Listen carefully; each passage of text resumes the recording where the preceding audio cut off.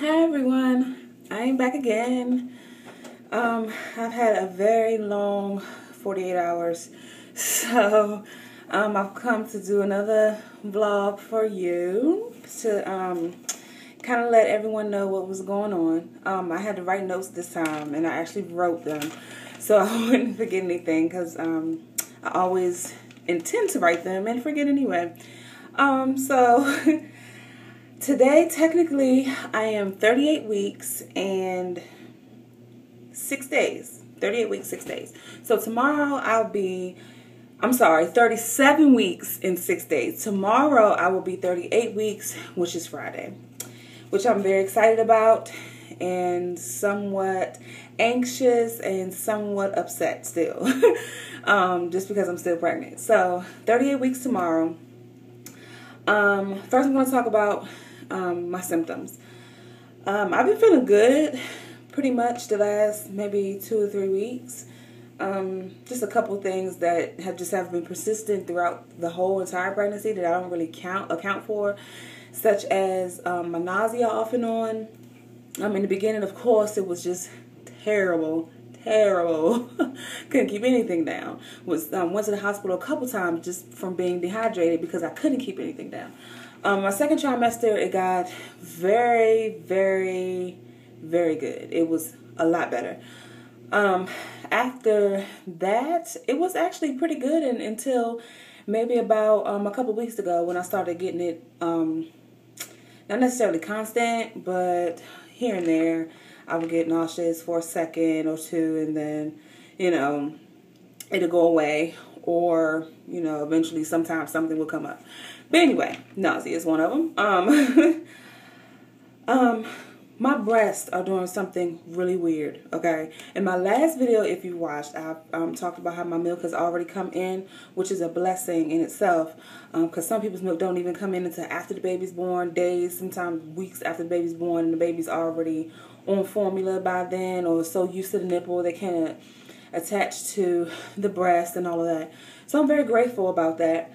But, which is something that's really weird, is that after you have a baby, for those of you who this is your first pregnancy, when the baby gets hungry throughout the day and night, right before the baby starts squeaking and crying and wiggling around to tell you, hey, mommy, it's time to eat, your boobs gets very tingly, really big. They get engorged, they get tight.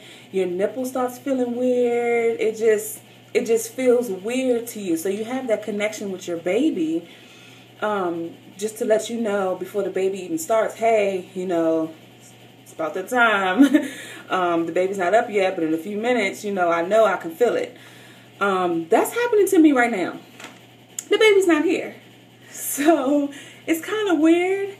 But at the same time, it's kind of funny because a few minutes after I would say, hey, this feels funny, the baby starts kicking and moving around. So it's really weird, but it's kind of cool because I have that connection even before birth. So for those of you out there that that's happening to, you think it's kind of weird or something's wrong, nothing's wrong.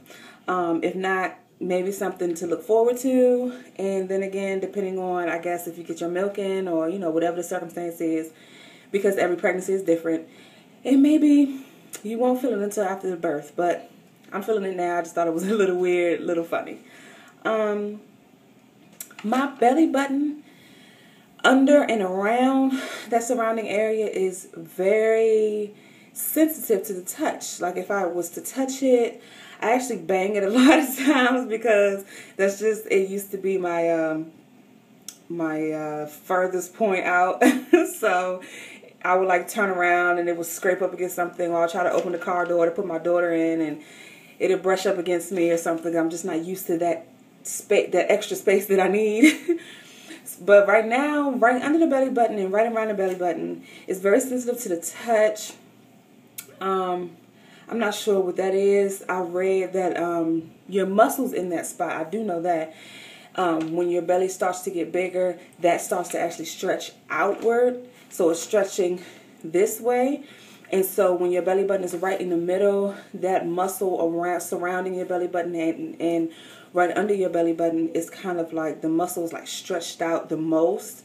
It's like the point of For example, if you was to like bend a paper like this, actually your belly button would be like right here in the surrounding areas. So it's like the point where it's like kind of stretched the most. I haven't really asked my doctor about it because it actually got to the point where it was like really bad. But now it seems, since my belly has dropped, it seemed to get a little better.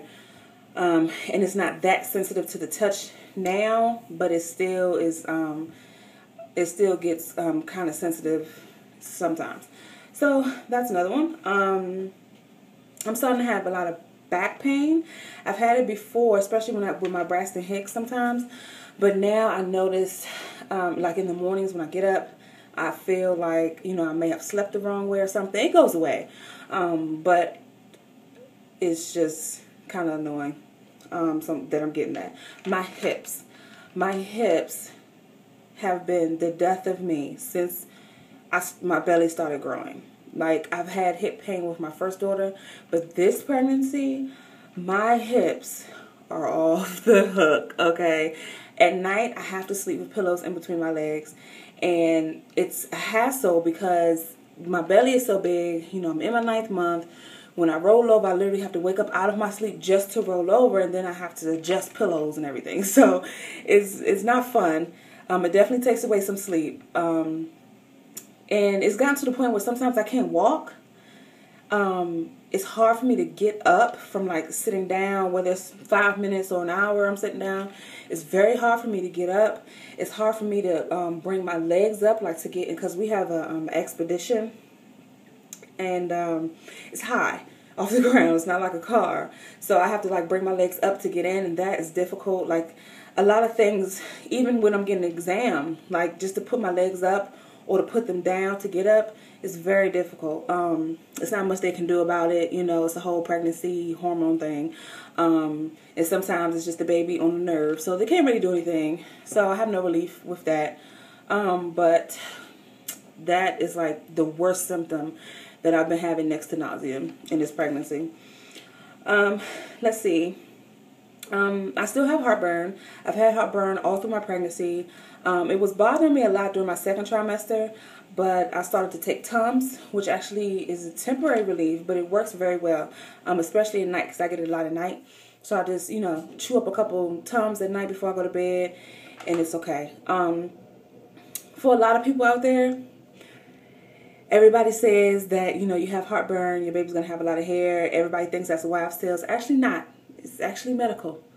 I don't remember how, but some type of chemical that produces hair or something when you're pregnant actually makes you have heartburn. Go figure. So I always, you know, my daughter, she's had a lot of hair when she was born. And then I was like, okay, well, I don't know about this one. You know, you don't really know until the baby comes anyway, so I didn't really think about it. But my baby has so much hair, you can see it on the sonogram. And that is crazy. Okay, that is crazy. And I've had like 4 or 5 sonograms so far, and each sonogram technician tells me the same thing. Oh, this baby has lots of hair. You can see the hair, and the hair is right there. Like, it's crazy. So I thought that was kind of cool too. Cool little fact. Swelling. In my last video, I talked about my swelling in my face, my hands, my fingers, my feet, my ankles. Typical pregnancy, end of pregnancy, 9-month symptom, right? But my blood pressure, which is another symptom, has been spiking, has been going up and down. Now, I've had preeclampsia with my first daughter, and they've been trying to watch that closely. My blood pressures have been excellent, even for a person that's not pregnant throughout this whole pregnancy, except the last 2 visits, of course, right? So, the first visit, it was 140/60. And I even thought, I was like, okay, when they induced me with my daughter, I was 140/90. So that's kind of cutting it close. You know, I asked the doctor about it, and she was like, oh, you know, we'll watch it, but they're not too worried because, you know, your blood pressure can spike from just walking into the office, being nervous, thinking about things, you know, whatever. So then she calls me back the next day, which was last Tuesday, to come in to get my blood pressure checked again because they were actually kind of worried after looking at everything else and my urine and everything. My blood pressure was fine. Go figure. So yesterday, went in, get another sonogram, took my blood pressure, and guess what? Yeah, it was 140/90. The same exact blood pressure I had when they induced me with my first daughter. Exactly. So I'm like, okay, that's kind of high. What's going on? So she suggested to do a non-stress test right then and there before my exam and everything. Did that. Came out okay. Had some places where my daughter's heart rate kind of went down, but then like spiked right back up. So 120s they don't really like. Below 120s they really don't like. So her blood pressure, her heart rate would go down to like in the 120s, 125, 123. It would hit like 120, and then she would kick or something, and it'd go up to like 150. Which that's something that they want to see, but that to me that was kind of low for it to hit before she started spiking. So that's why that's why they ordered me to get the sonogram. So yeah, so they're going to be watching that closely. I think they may be calling me to do non-stress tests until I deliver, like maybe twice a week, which is going to be a headache. But as long as my baby is healthy, that's all good. Everyone, this video is going to be in 2 parts. I forgot to say in the beginning, just because I have a lot to talk about. I said it's been a really crazy 48 hours. So this is part 1, and I'll be back for part 2. See you later.